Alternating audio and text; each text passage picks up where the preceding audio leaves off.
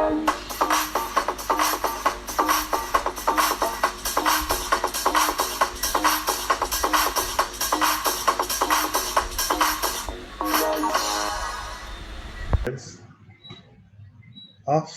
the persons buying petrol, it says that 40% are females, and of the females, 30% pay for their petrol with cash, and of the males, 65 pay for their petrol with cash. Copy and complete the following tree diagram. So as you can see from this tree diagram that we're seeing here, you have two people paying for petrol. You have females and you have males. All right, females and males. All right, and females, they're paying with, let me use a different color here. Females and males, they're either going to pay with cash or they're going to pay with something else. That's probably credit card. More than likely, it's credit card or debit card, something along that sorts.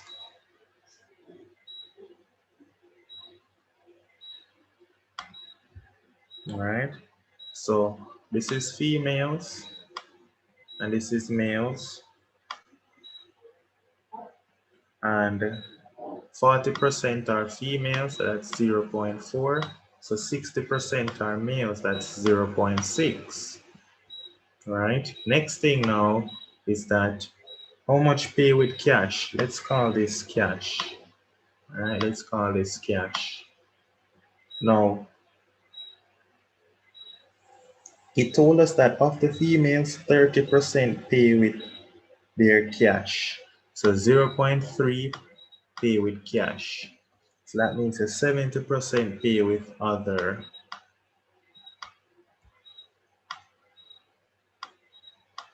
All right, 0.7 pay with other. All right, and then for males now, it says 65% pay with cash. And so that means 35% pay with other.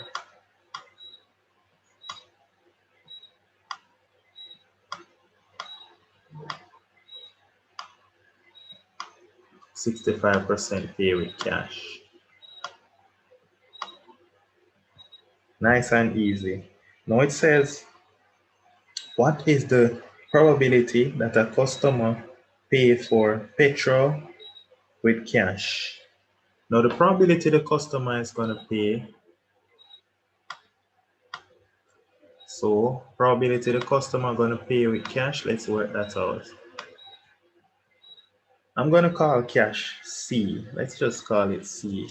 The probability the person is going to pay with cash, I'm calling it C. The probability of the person paying it with cash, it can either be a female and paying with cash, so it can be 0.4.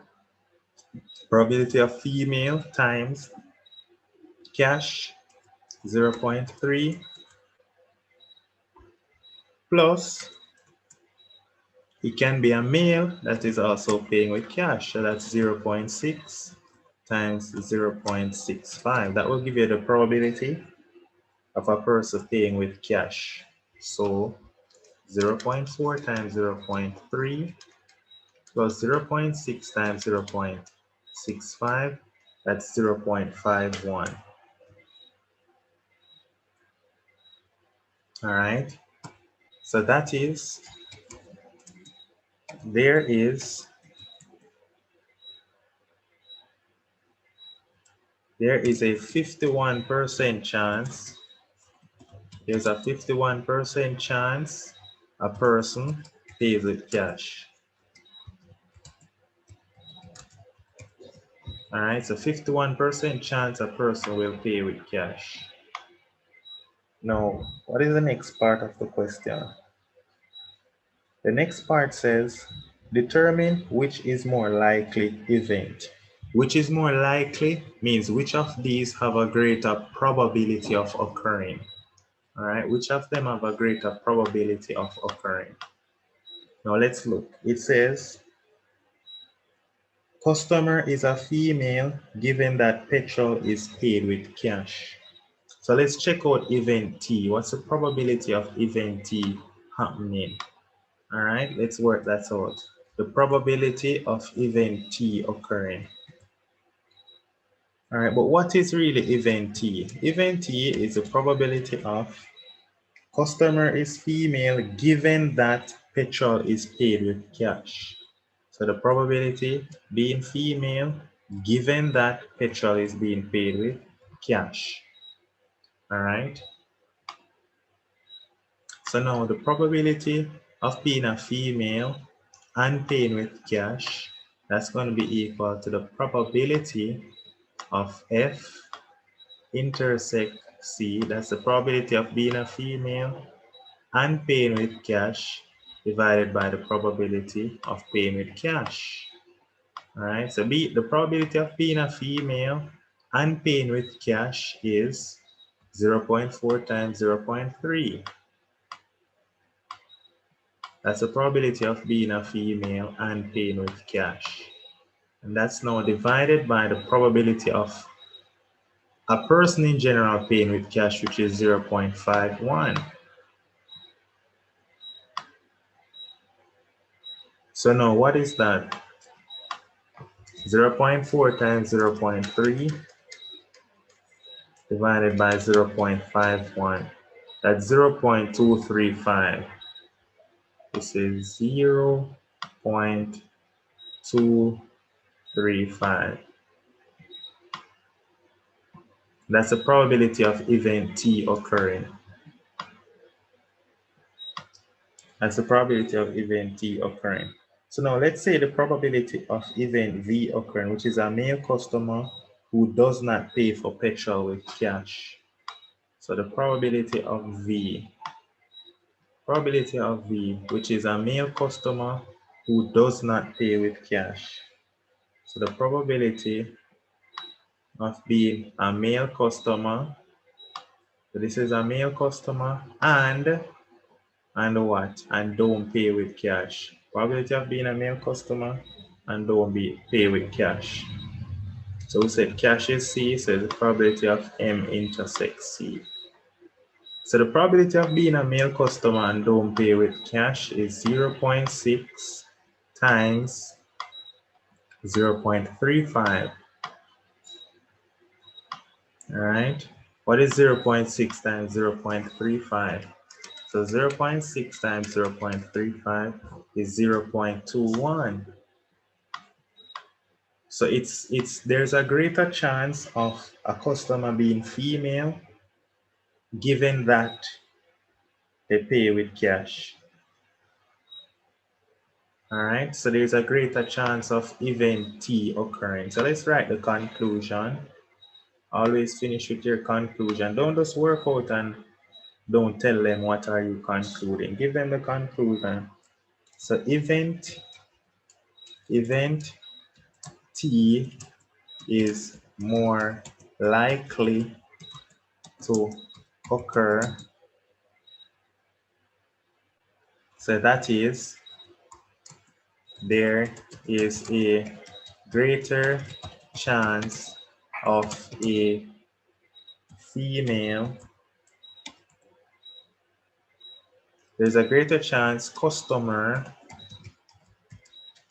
is a female given that the petrol is paid with cash.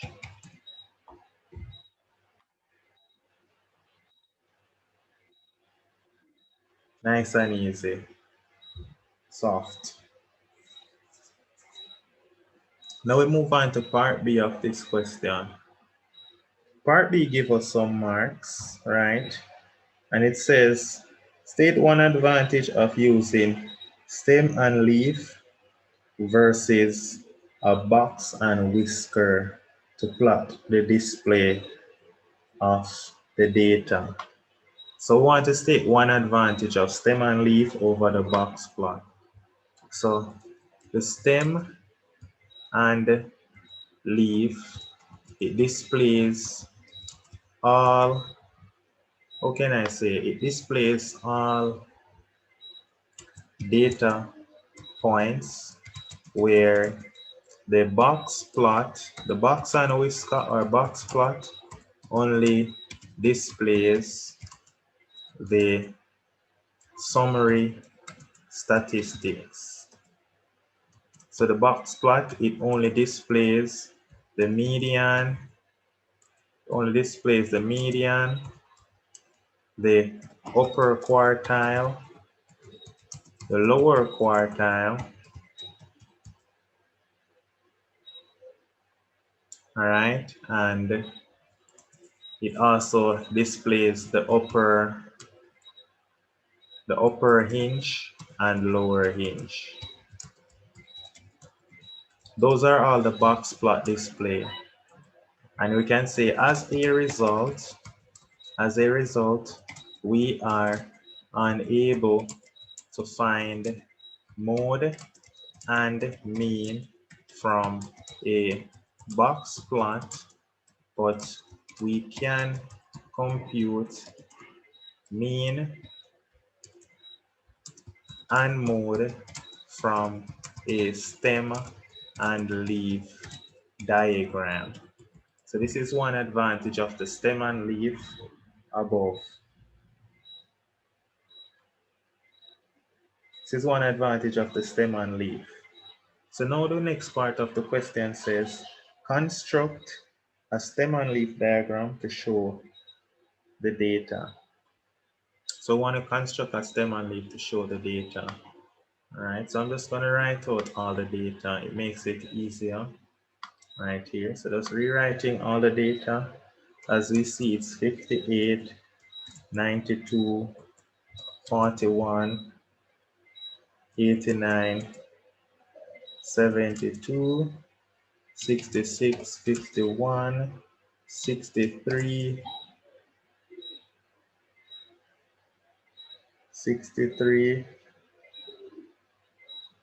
80, 40, 69, 45, 83, 76, 53, 56, 75, 50, 99, 50, 85, 63, 58, 75, 66, 56, 81, 74, 51, and 94. Now, one thing before we even continue, I just want to say this student that got 99 on an English exam is fantastic. I don't know what kind of student gets 99 on an English exam, but that student is exceptional. So let's construct our stem and leaf diagram. So this is the stem. All right. Then over here be the stem. And over here be the leaf. All right. And so, of course, we'll put our key later down. Okay. So, of course, we have to start from, we need to, is there anyone in the 30s? Anyone in the 30s?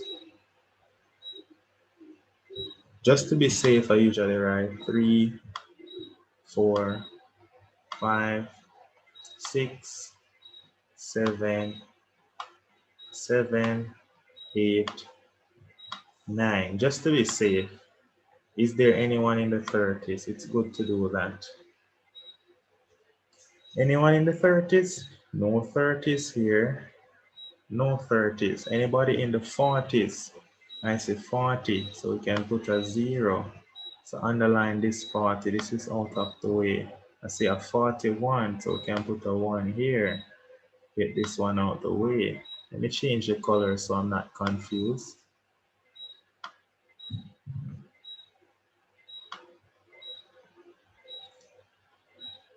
I want it in order. Is any other 40?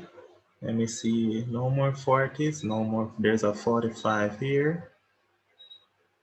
So this is the 45. We can put the 5. Let's go in the 50s now. Anybody with 50, of course. Somebody after Bailey Parks, that's 50. When we look again, there's another 50. Somebody, this person scraping the pass mark, the Bailey scraping. Right, scraping, scraping. This is 51, scraping.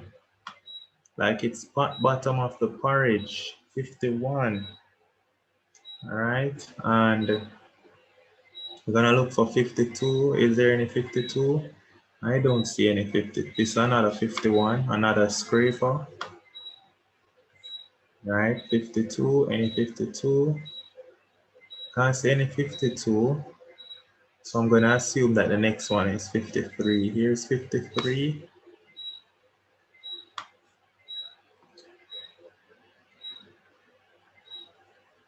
No more 53. 54. No 54. 55. 55 should be here. 55. 55. 55. Don't see any 55. 56. Here's a 56. You can put 6 right here. Is there another 56? Here's another 56. You can put another 6 here. Then it asks for, let me see now, 57. No 57, but I see 58. I can put my 8 here. And I see another 58. And I can put another 8 here. All right. And then now what else now? 59. 59. No 59. No 59. That's crazy. Let's go for 60 now. Where is 60? 60 is there any 60? No 60.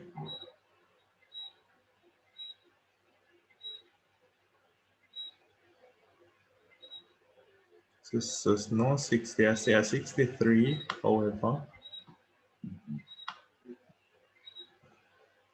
I see a 66. And I see a 69.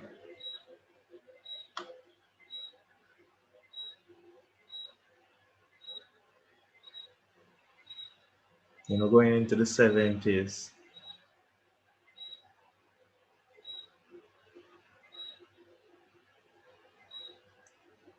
Going into the 70s, going into the 70s.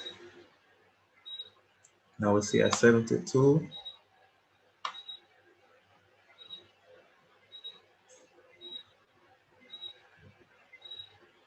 And this is a 74.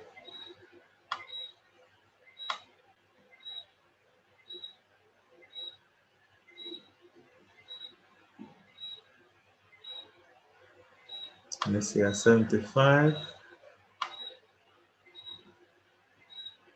And let's see a 75 here.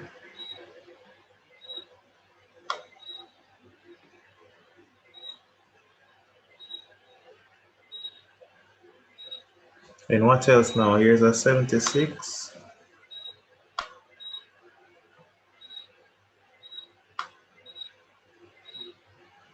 Need a 77 now. How do I find 77? No 77? No 77. And here I missed out. Oh, I missed out a 63 here. So it's a good thing I was looking back. So I missed out some 63s. Another 63 was supposed to be here. Here it is.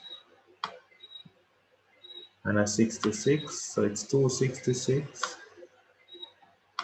And then the 69. Good. Now we're into the big boy territories, the 80s. So we have a 81.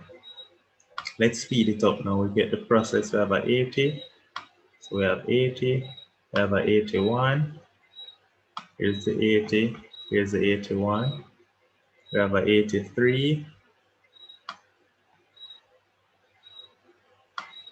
Then we have a 85.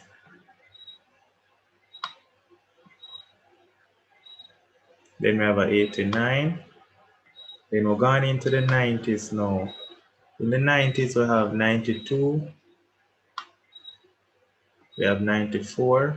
And of course, we have this magical English student that got 99. I don't know how. That's that. This should be 30 grades. Just check it. 1, 2, 3, 4, 5, 6, 7, 8, 9, 10, 11, 12, 13, 14, 15, 16, 17, 18, 19, 20, 21, 22, 23, 24, 25, 26, 27, 20, 29, 30. So we're good. 30. So that's the stem and leaf. It says determine the median mark. So the median is Q2. So the median mark Q2, the median occurs midway at it's going to be the 15.5 position. That's the median, 15.5 position. All right, so 15.5 position is going to be in between. Let's go there. 15.5, this is 1, 2, 3, 4, 5, 6, 7, 8, 9, 10, 11, 12, 13, 14, 15. So the median is in between here. So the median Q2 is equal to 66. That's the median. That is, the median is 66.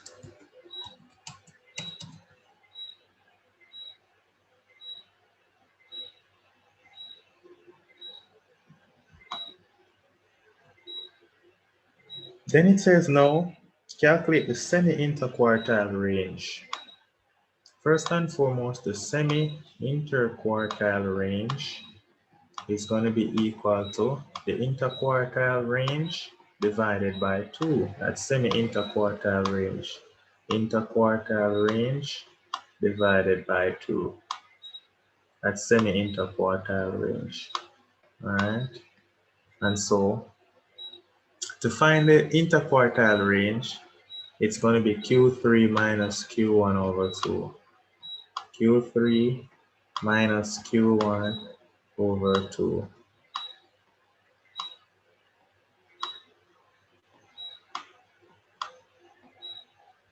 All right, so let's find Q3. Now, the position of Q3 is going to be 3/4 of n plus 1. So it's going to be 3/4 of 31. And that's the 23rd and a quarter term. So let's go there. All right, so 2, 3, 4, 5, 6, 7, 8, 9, 10, 11, 12, 13, 14, 15. So it's going to be the 8th term from here. 1, 2, 3, 4, 5, 6, 7, 8. So this is Q3. Q3 is 80 minus Q1. Q1 is the 8th term from here, which is 1, 2, 3, 4, 5, 6.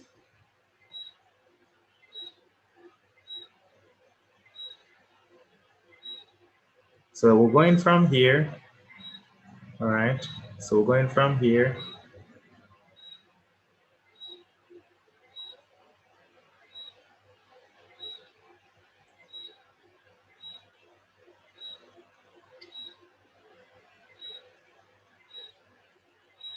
So with here now, we're going here. 1, 2, 3, 4, 5, 6, 7, 8. So this is what I'm getting for Q1. Q1 is 53. So the semi-interquartile range is 80 minus 53 over 2. So what is the semi-interquartile range? The semi-interquartile range is 80 minus 53 divided by 2, which is 13.5. That's the semi-interquartile range. If you want to know how I found out these, think of it this way. After you reach the middle number 0, 1, 1, 2, 3, 4, 5, 6, 7, 8, 9, 10, 11, 12, 13, 14, 15, 3, 4, 5, 6, 7, 8, 9, 10, 11, 12, 13, 14, 15. Think of it as splitting the data in half right here. All right, you split the data in half. When you split the data in half, you have 15 terms here and 15 terms here.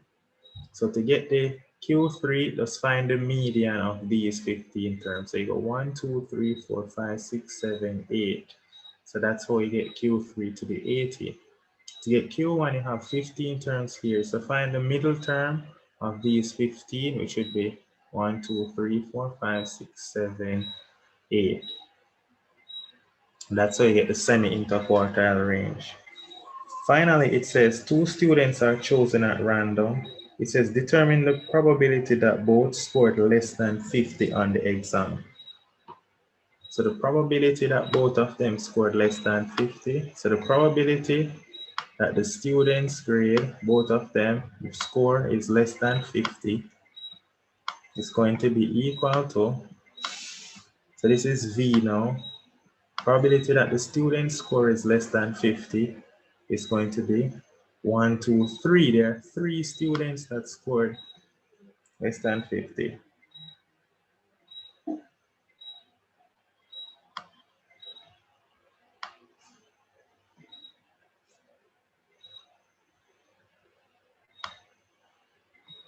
Probability that the score is less than 50 is 3 out of 50.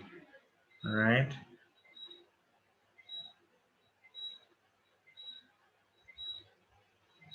That's the probability of a student's score being less than 50.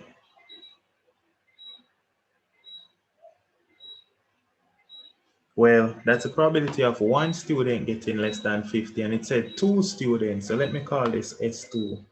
The probability of both students getting less than 50 is the first boy getting less than 50.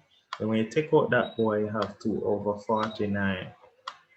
All right, so this is the probability that both of them get less than 50. So in reality, it's 6 over whatever is 50 times 49, 2,450. So that's a probability that both of them get less than 50. So it's pretty much saying it's very unlikely that 2 of them get less than 50 that are chosen. All right, let's go now to question 8. Question 8, it gives us a particle starts from rest. It says a particle start from rest, a particle starting from rest, and then it accelerates. Particle starts from rest and then it accelerates uniformly to 20 meters per second in 5 seconds. It continues for 10 seconds. It then accelerates again uniformly to 60 in 5 seconds. The particle then decelerates to come to rest. Draw the velocity time graph. So let's go to the graph paper and do this question. So we're on the graph. Let's construct this graph nice and easy. This is the graph that they will give you. Okay. They told us that the particle started from rest and then accelerates to 20 meters per second. So it starts and then goes to 20 meters per second in 5 seconds. So it goes right here. Then they said it continues at this velocity for 10 seconds. So 10 seconds more, 5 plus 10 is 15.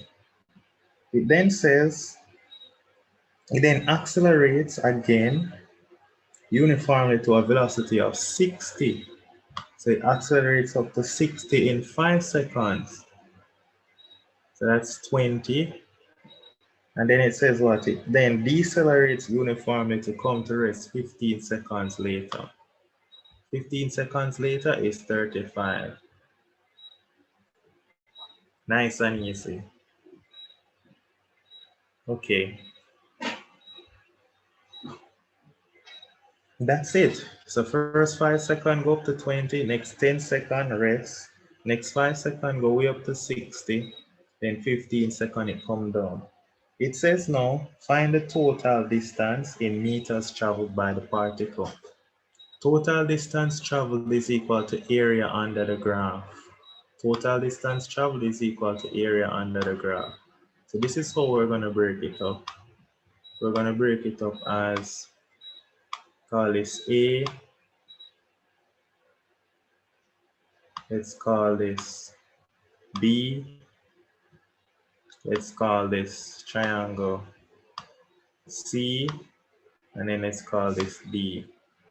So the total distance traveled is the area under the graph. So total distance is equal to A. Area of a triangle is half base times height.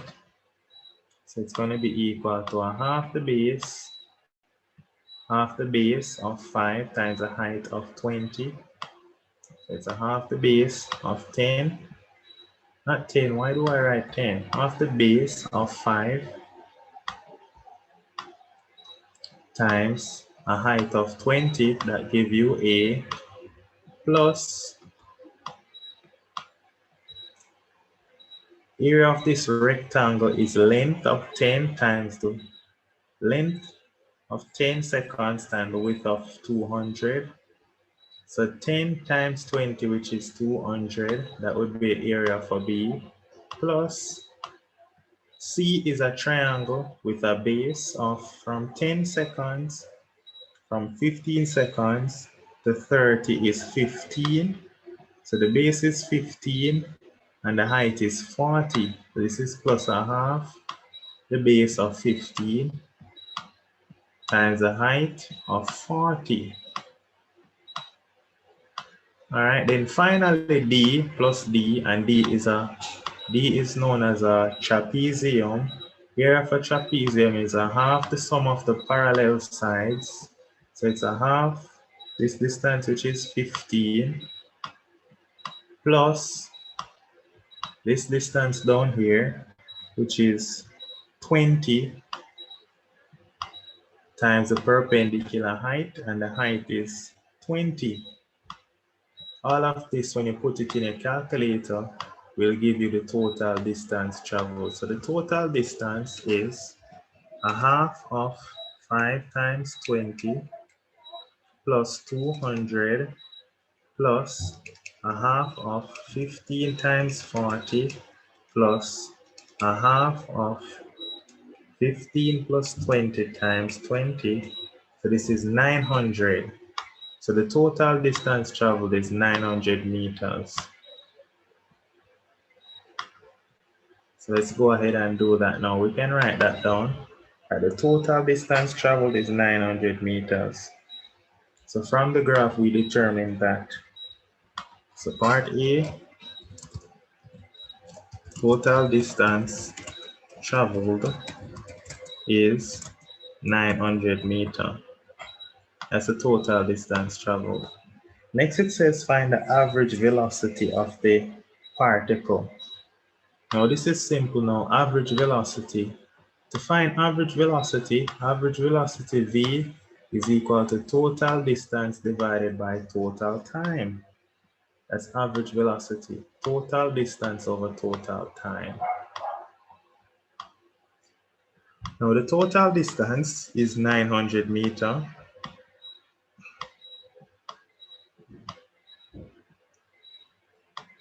Total distance over the total time, that's average velocity, total distance over total time. Now the total distance is 900 meters divided by the total time, and the total time is what? The total time is, I think, 35 seconds to come back down to race. So 900 divided by the total time of 35, and that will give us the average velocity. And the average velocity is therefore 25.7 meters per second. Nice and easy, soft. Now part B, so this is now the real part B. Part B tells us that a particle travels in a straight line in such a way that after t seconds, its velocity v is given by, it tells us that the velocity of a particle is 3t squared minus 18, 3t squared minus 18, 3t squared minus 18t plus 15. That's the velocity of the particle. Now, if this is the velocity of the particle, what can we do? It says calculate the values of t when the particle is instantaneously at rest. The particle is instantaneously at rest when the velocity is 0. So when v is equal to 0, that's when the particle is instantaneously at rest. All right? Because think about it, instant rest means when you now move, like the velocity is 0. So all we need to do is at instantaneous rest, we set this equals 0. All right, so for part I, we set this equals 0. Now solving this equals 0, we can divide through by 3 to get t squared minus 6t plus 5, 6t plus 5, and that's equal to 0. Now we can then factorize this part equals 0. And so what is this? This is t, this is t, this is 5, this is 1. This is saying signs are same, both of them negative. Minus, minus. So what this tells me then is t is equal to 1 or t is equal to 5. That's when the velocity is instantaneously at rest.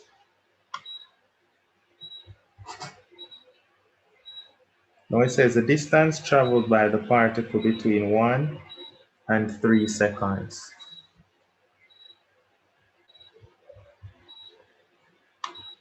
So part 2. Part 2, the distance traveled between 1 and 3 seconds. So that is the distance traveled between 1 and 3 seconds. Let's call that distance s. S is going to be equal to the integral from 1 to 3. S is the integral from 1 to 3 of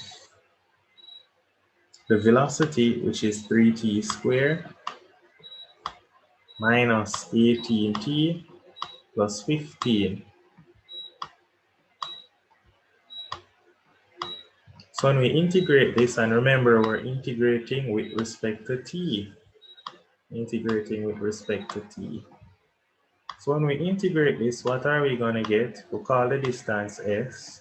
So integrating, we get, add 1 to the power, so we get t cubed, because it's really 3t cubed, but when you divide it by 3, the 3 is going to cancel, minus 18t squared over 2, minus 18t squared over 2, plus 15t. And of course, we're going from 1 to 3. So when you plug in s as 3, what you're going to get is, plugging in 3 cube is 27, so we get 27, minus plugging in 3 square, you get 9. Oh, my apologies, and I forgot to multiply. Let's say 18 over 2 is 9, and then 3 squared is also 9, so it's 27 minus 9 times 9, plus 15 times 3.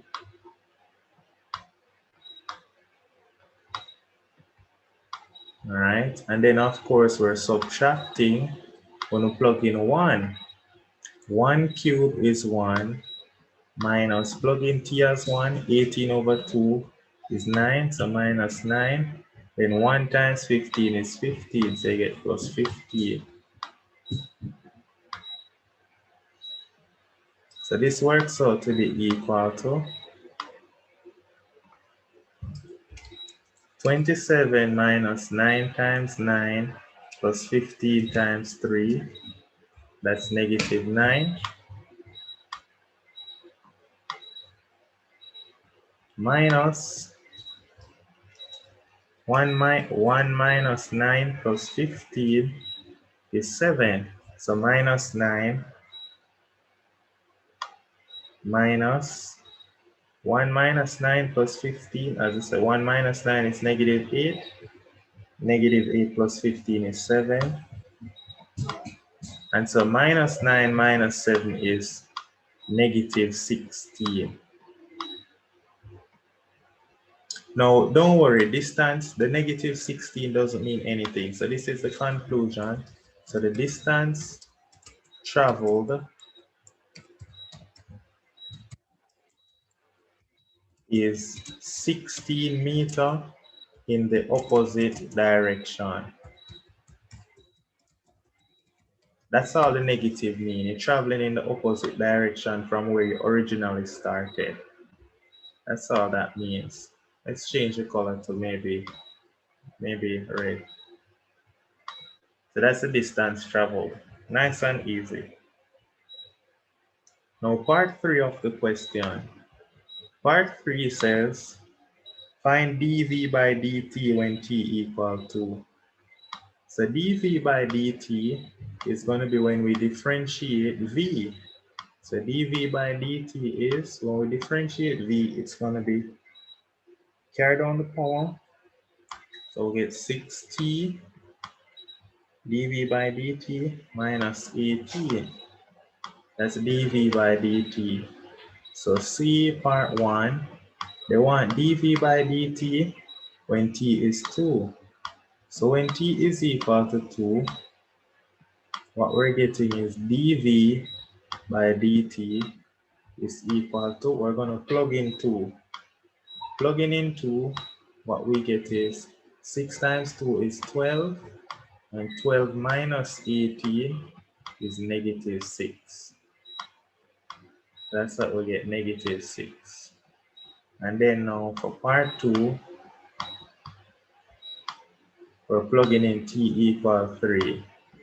T equal 3. When t is equal to 3, we plug in 3 and we get 6 times 3.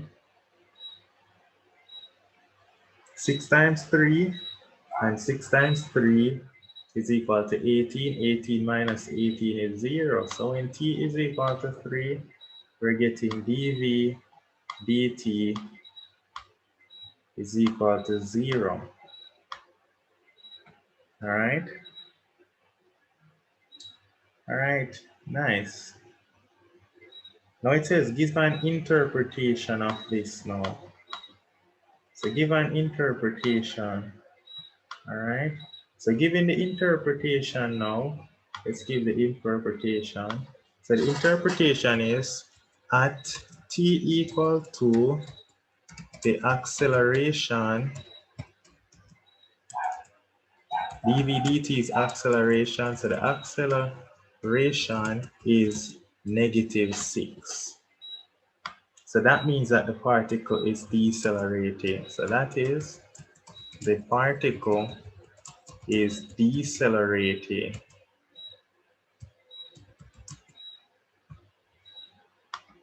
All right, let's give an interpretation for part B now. So now at t equal 3, the acceleration is 0. The acceleration is 0. All right, that's what we know about t equal 3. And this wraps up the paper. Nice and easy. This was so easy. Soft, the capital T.